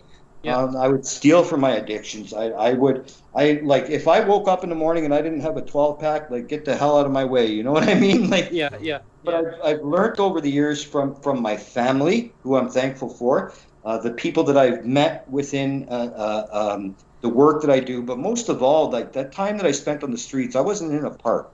I was in temporary homes. I was in every shelter in Toronto except for the Good Shepherd. I could name them all. You know, so I learned from those experiences, and there's plenty other people out there doing the same thing.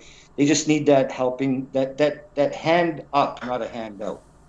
Yeah, it's so important. You know, it's so important just to try to stay as focused and try to be optimistic, right? Because I know if someone will say to you know what I'm saying now, they're going to say, well, that's easier for you to say there, Brent, being optimistic. But it's true. Like, you have to try to be as optimistic as you can, because, I mean, we're doing what we can out here as advocates, trying to make things better. And I think if all the advocates and the people who can try to make the change happen, we can try to all work together in our own way and try to make a positive change. And hug each other, man. Just hug each other. Group hug, exactly. And know that people are there that do care. Yeah, because knowing that people care, it really gives that inspiration to not give up hope.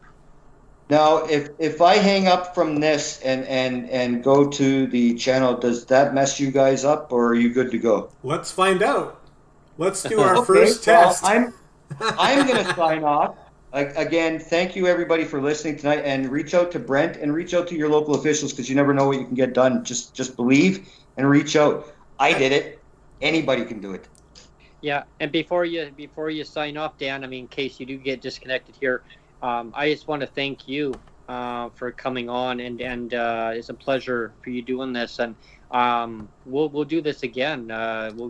Definitely for sure soon. And I apologize. I apologize for the glitches. We honestly did troubleshoot. We did a lot of tests. And, yes, I'm on a Samsung Android. I'm surprised it wasn't my glitch.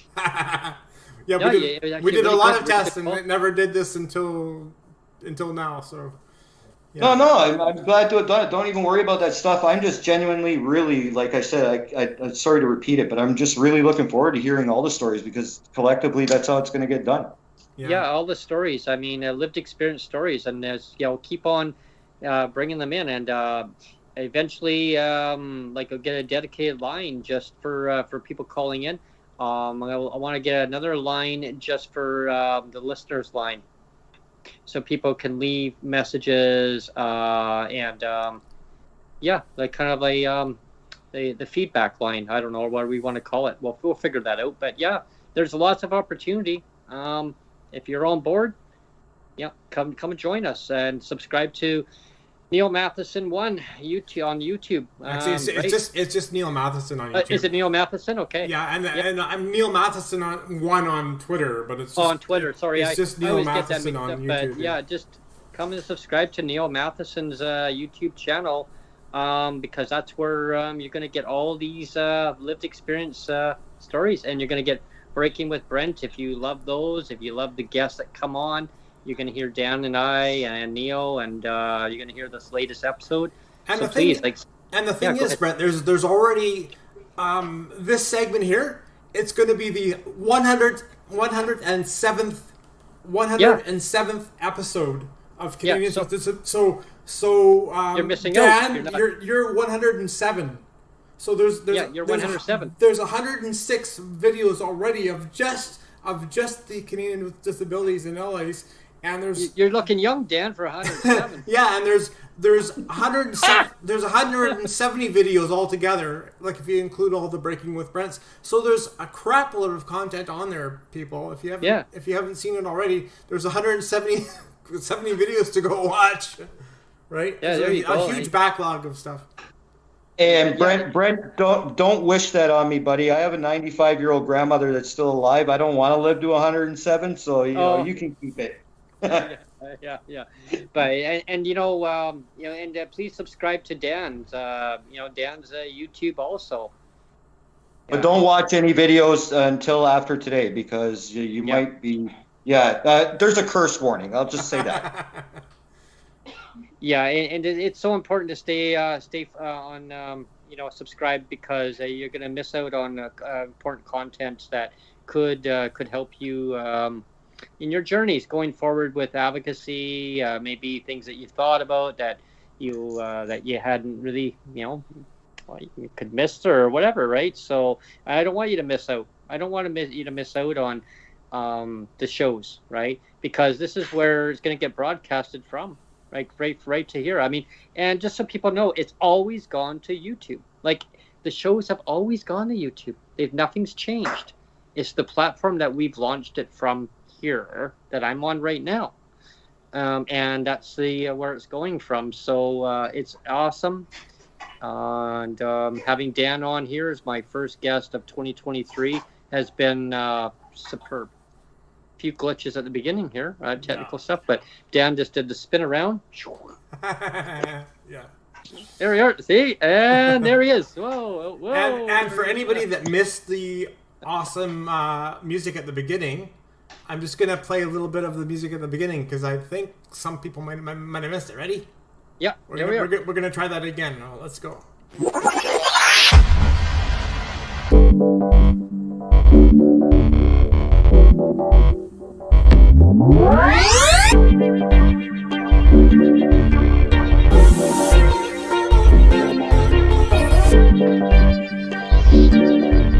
See, that's pretty good, right?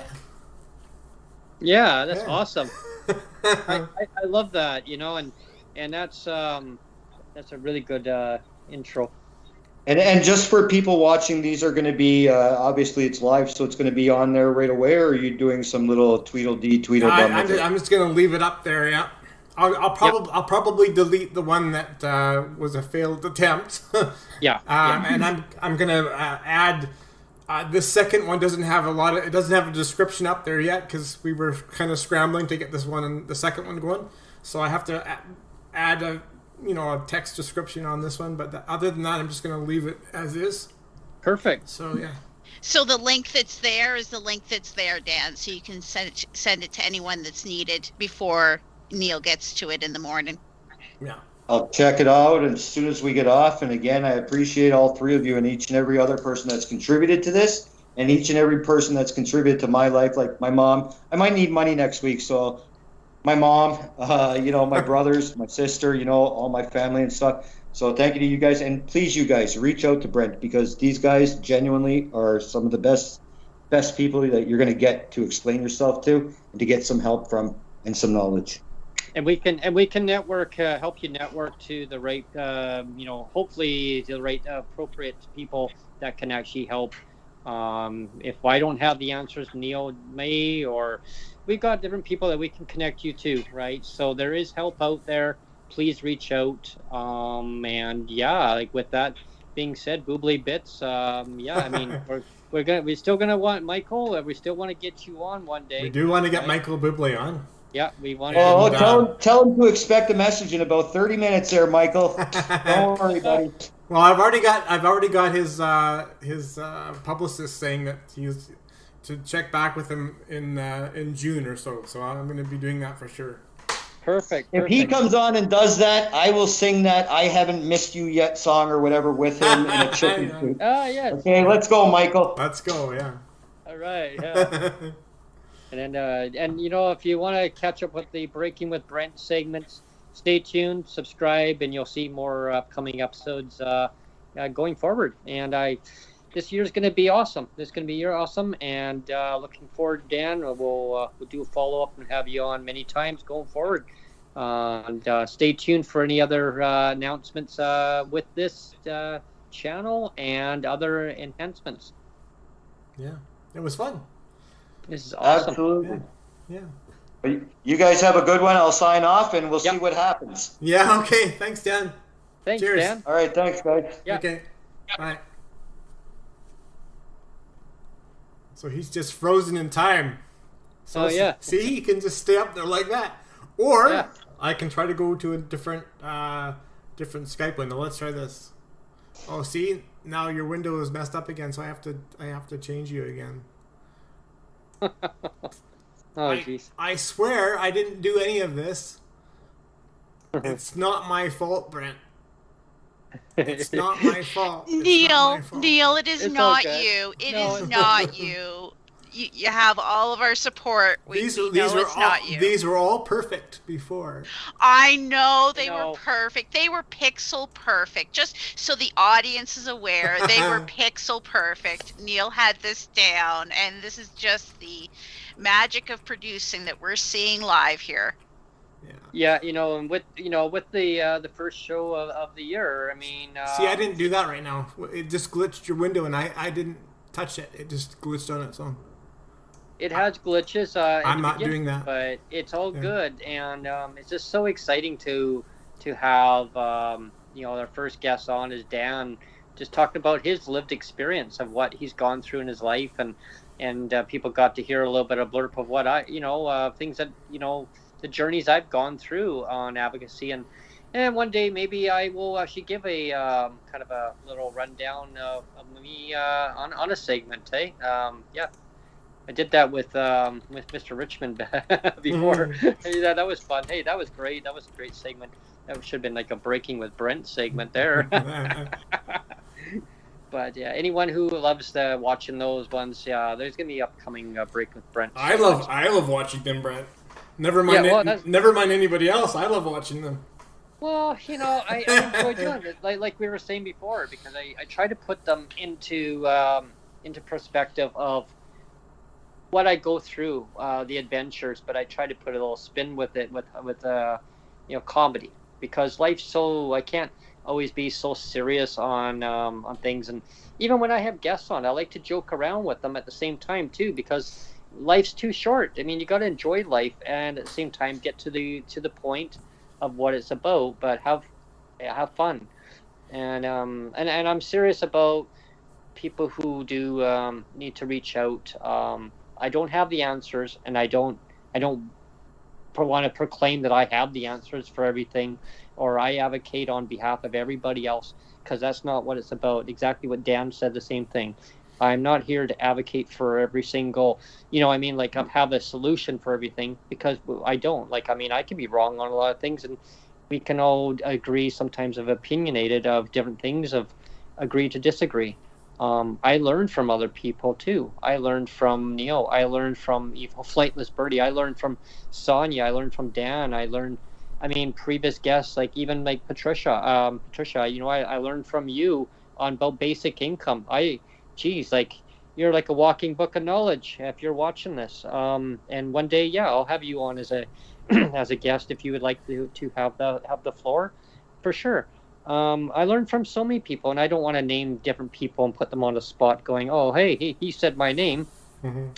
But I just want everybody to understand and know that I'm here for you to talk to, and come on as a guest. I love hearing from lived experience stories. I love to hear different angles on things. Even Patrick. Yeah, hey, Sir Patrick, eh? We should let people know that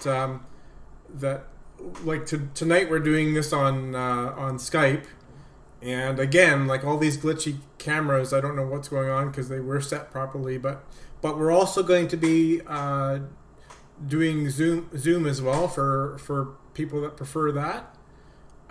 We're still doing a lot of tests behind the scenes. We've done so many tests, and the cameras didn't do this, But yeah, we're just going to continue to test the two platforms, both Skype and Zoom.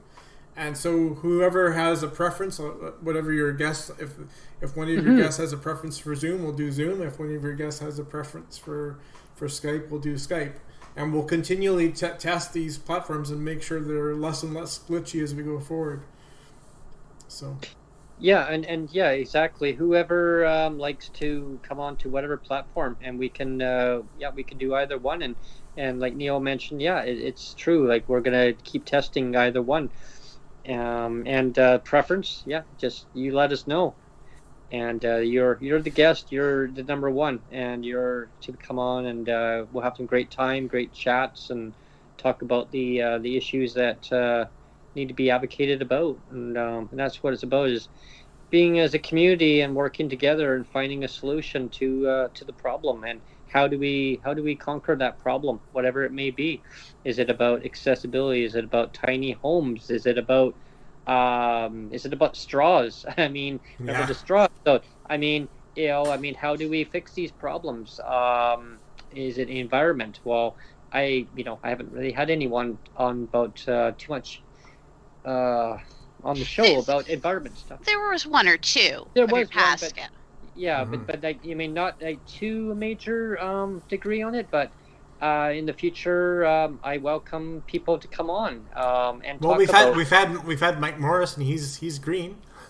Yeah, exactly. He's green. Yeah, and Sonia Firstno and Adam Olson from BC. They're too, green. And we had the green party, and it was a party because it was great to have them on. And it was. Yeah, green party. Yeah, that's right. Yeah, it was a party. And I mean, and they are a party, but it was great times because just the approachable to talk to, and they got it. They get it.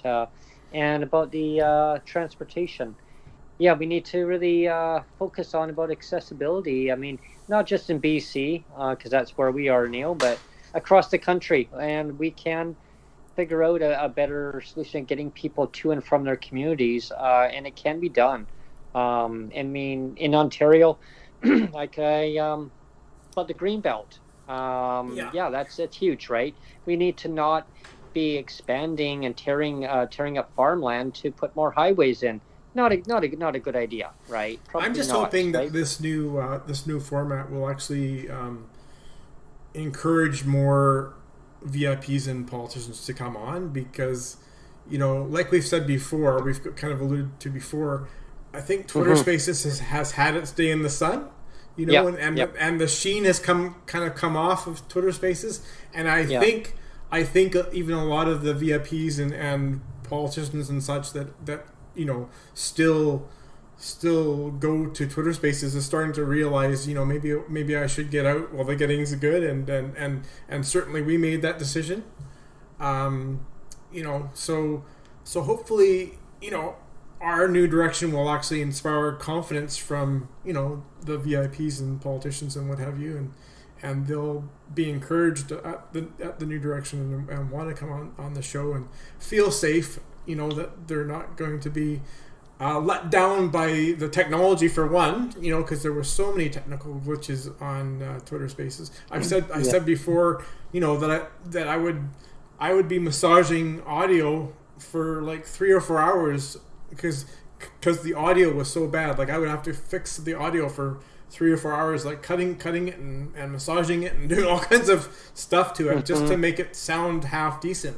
I remember some of the episodes where there was the one in particular where I remember you said, I can't even use this. I can't even use this audio. And then I think it was you were able to sacrifice a little bit of it. But it was very unfortunate. And that came down to the technology of the glitchiness. And I thought, oh no, and that was a trend that seemed to keep happening when there was more and more people kept coming in.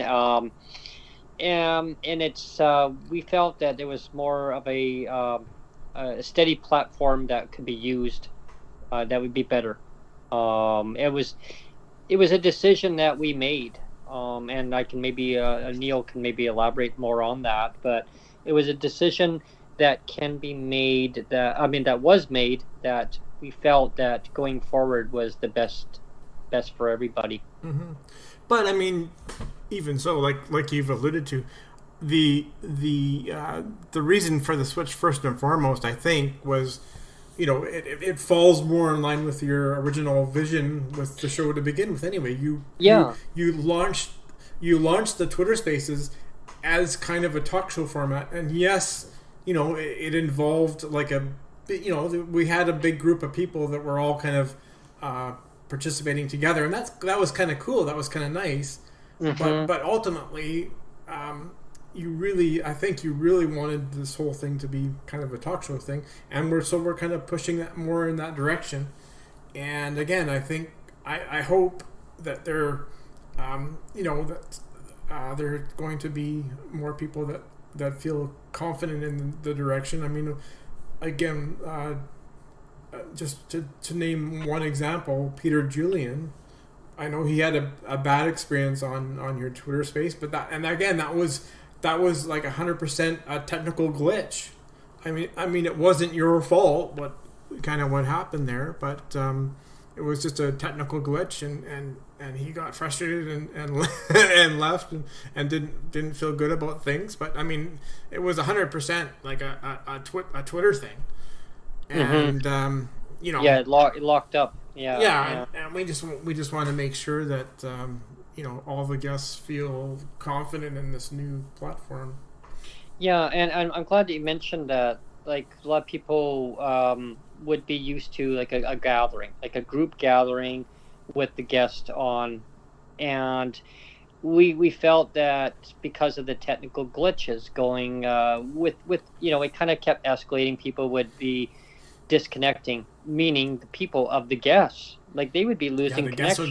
The guests would be disconnecting, yeah. And I would get, they would be getting so frustrated. They'd be sending Neil messages, me messages. I think even Evo Flightless Birdie, I think at times was getting messages. Not so much her, but it was more you and me would be getting messages from the guests going, help, help. Then they couldn't connect back on. So they would end up having to call in to the show. Like I would finally get them say, here, you know what, just call in. And the audio quality was superb. It was well, and 100%. not just they would call in, but they would be using platforms that you're also using yourself. Zoom, for example. Like there were other things being used that are just being continued to be used. To the exclusion of of Twitter, sadly. But I mean, it was a move, made for the right reasons. Yeah, and there was a couple guests who had brought that, to my attention, said, well, maybe could I connect through that? And I said, well, we haven't even really explored that yet. There would be discussions, and now here we are, right? Well, and again, the nice thing about YouTube, I like some of the pushback we've been receiving is like because everybody's like infatuated with your Twitter Spaces still, but the thing is that like everybody's saying, well, it was so easy to connect. It's just one link, right? Well, YouTube is one link too, and so is Zoom. Like Zoom is a link. YouTube is a link. Skype is one link, and all three of those things don't require any additional software to install. You don't even have to have an account. Like the account part is optional totally for both YouTube and Zoom and Skype, right? So the barrier for entry is nothing. And like with Twitter Spaces, there was so many guests that were saying, well, I want to connect on my PC, and it's like, sorry, you can't do that. I want to connect on my Chromebook. Oh, sorry, you can't do that. And at least with YouTube, like everybody's got a smart TV these days, so like bare minimum, people can watch on their smart TVs, And that was a common thread or theme that I was getting from a lot of people. I would say about at least 85% of the time that people would say, well, the ones that weren't familiar with Twitter Space were saying, well, how do I connect? And what if I need that device? Like I need that device for somebody's going to be at my front door calling. They need to be buzzed in. Well, if you're using that device to call into Twitter Space, well, now they can't even they can't take a emergency call that they were waiting for. And there was a couple situations, right? So different devices that Apple wouldn't support, or maybe their device wasn't strong enough, they couldn't use it on for Twitter Space. There was so many reasons. So people would call in the show, and the sound quality was superb. It made it so much easier for you, Neil, when you had to record the audio. There was so many variables. I think there was one guest, I'm not going to mention names, but it took that person a half an hour to connect on. And actually, that didn't just happen one time. There was actually a few times that happened. Oh, yeah. It was like 20 minutes to 25 minutes just connecting to the show, And I mean, yeah, we had glitches tonight, but I mean, it still pales in comparison to what the kind of glitches we had on Twitter Spaces. And I can tell you, once I post this thing up, it's just going to be posted up in like a couple seconds once we hit stop streaming. And I'm not going to have to do 4 hours of massaging the audio afterwards, Oh, so totally. that's, one big thing off my plate. So that's nice. And one thing that I want people to understand that, like, they were so used to the Twitter space, right? The group interaction with the guests. I get it. I know that people are going to be upset with our new format, and some people, but there's a lot of people that are actually very excited already. Mm-hmm. There are lots. I mean, they're reaching Dan being out, one of right? them. Yeah, Dan being one, but there are, Yeah. I think it's awesome, and it's just going to take time to get used to it. Mm-hmm. The format's going to be different because they're not going to have a group function where they can all participate with the guest. Okay, so it'll be more dialing in. Where you're calling in, it's like you're calling into a radio station, right? It's old school, right? It's old school. We're embracing old school, where you have to go to a phone and actually call in. Yeah, you're calling in, and you're gonna call in, and you're gonna be on a queue, right? And you're waiting to speak with the guest, or myself, and it's gonna be some growing pains for some. And yeah, I mean, that's just part of life, right? I mean, new adventures going forward. And yeah, for sure, Neil, like, yeah, we're going to get pushback in some cases, but I don't think a lot of pushback. I think the ones that really want to say, hey, this is a great idea. I love this idea. Yeah. I mean, awesome. Like, more power to you. Go for it. Right. Mm-hmm. Because this is what we're doing anyway. Yeah. So yeah, it's, yeah. Yeah, no, and we're just past the 2-hour mark, so I think we should finish off. Yeah. But you know what? I love the music so much. I'm going to play the music. I'm going to play the whole 50-second out as our outro. So for everybody that was listening tonight, we appreciate your patience, and I'm again sorry for the glitchy cameras and stuff like that, but we'll work on them. They were working perfectly before tonight, so I have to obviously go back and fix them again. We'll see, but it's been a good show. It has been a fabulous show, and I hope everyone will just tune in and go to Neil Matheson's YouTube web site there and subscribe, and that's what you do. And once you subscribe, you'll get notifications on when the shows come up, and Breaking with Brent segments, you name it. And also go to Dan Tay's YouTube channel, subscribe to his too. And like I said, there's already 107 videos of just the Canadians with disability stuff. And if you include the other videos, it's up to 170 now. So there's lots of content up there already. Absolutely. There you go. Now, on a rainy day, you can actually just tune in and watch. Yeah. And listen. Watch all the Breaking with Brent. See what you've been missing. Yeah. Yeah. Okay, let's do the outro. Yep. Good night, everyone. Good night, everyone.